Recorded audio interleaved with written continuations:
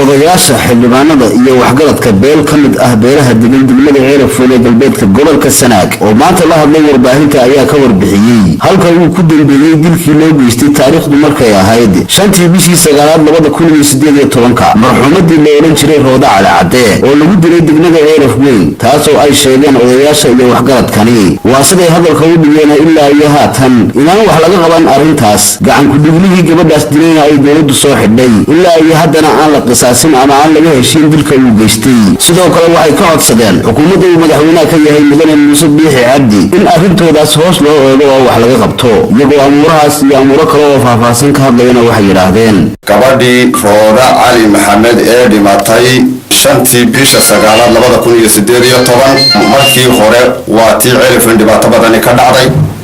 markay ka dhacday waa tii timi guddida qaranka garsoorka diinta islaamka guddidaas go'aan bay riday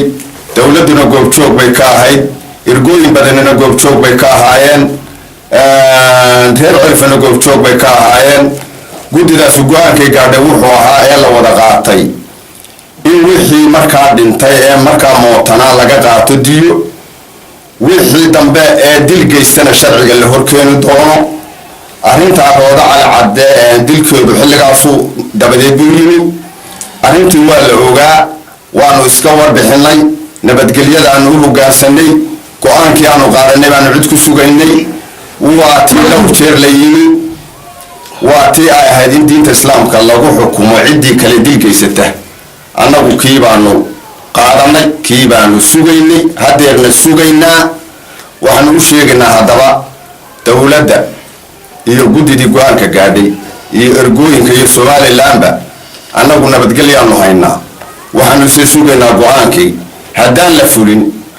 dee dadka weliyadamka iyo dadka dhibaato dhici karta waxaanu ka digaynaa war go'aankii ha la fuliyo haddaanu weliyadamkii nahay haddaanu jiraaxi gabadhu ka dhimatay nahay waanu soo dhaweynaynaa nabaddu waa qaali waa soo dhaweynaynaa laakiin waxaanu leenahay هلا فليو قعانكي وهنلو فليو وحنا هاي عادل كيلان تانا بيري غير خاصانا هاي وحنا هاي وليد بعدين كده وحكا دعدي Ceelafweyn دعدوين بدن دعدوين كا دعي من خبر غاب وقفتلي dabadeedna waxa dhici jiray in habada dadka laga dhigo la iskuma simi jirin warikaasa wax dilay la kaalaya oo cidina isugu jirin annagu arrinta waxaan waa bedel ninka dilay gabadhaas aynu ku ekaanaynaa baanu waynu sugaynaa sheerkiina uu noo soo qabto halkaas inoogu soo xiray dawladda nabadgelyadu waa wax fiican waanu tixgelinaynaa waa soo dhaweynaynaa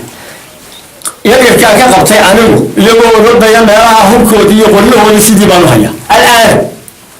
dawladdu waxay ahayd wala Ceelafweyn lagu gaaray wixii hore waa diyo wixii waxaa ka dambeeya keena waa dil anagu tiinaan sugin waxaan leeyahay madaxweynaha qaranka Muuse Biixi Cabdi madaxweynaha ku-xigeenka Cabdilaahi Saylici wasiirka arrimaha gudaha Maxamed Kaahir Axmed guddida garsoorka ee dawladdu soo diratay guurtida baarlamaanka waxaan sheegayaa arrintaa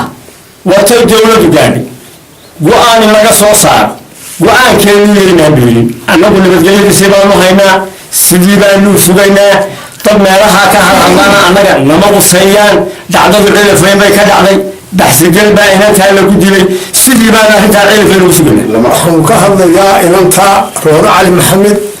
xukunkeedu waxbaanu ka yarmadabado waa laga galay sidii ninkaa loo soo qabtay wax dambe oo dhaqdhaqaaqa nalama socodsiin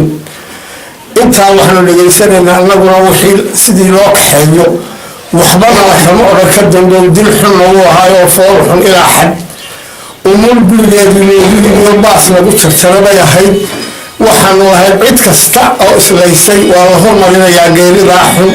waxaana waxna la yiriba male ilaa iyo hadda nin baa loo xiray baa hadalkaas loogu xidhmay haddeerna waxaanu rabnaa go'aankii in loo ku fuliyo ninkaa loo soo xiray anigoo ah in adeerkii waxaa leeyahay sidaa loo sheegay horeba arrintaa dawladdu waa inay siday tahay u fulisaa ee sharciga islaamka Rooda Cali Maxamed walaalkeed oo jooga degmada Ceelafweyn waxaan ka hadlayaa inantu mushahada halka ku dhimatay oo aanay ga fiicnin wax wara waxaan doodna ka codsanaya xukuumadda muuse biixi cabdi inuu wuxuu halkaa ka yidhi dowladda iyo wadaado iyo wax walba halkaa ka yidhi aanu anaguna markii ugu dambeysay aanu nidhi aanu taagnayn inuu noo xaqiijiyo hadduu noo xaqiijin waayo heedhe dee wixii ka yimaada dowladdu de mas-uul ma ka noqona yaa dowladdu mas-uul ma ka noqonaysaa iyadu rooda cali maxamed bishii 9 waqtiga ay dhimatay waqtigaasuu ahaa in badanna waanu sugaynay inaan dowladda iyo guddidii garsoorka ahayd ee go-aanka riday ahaa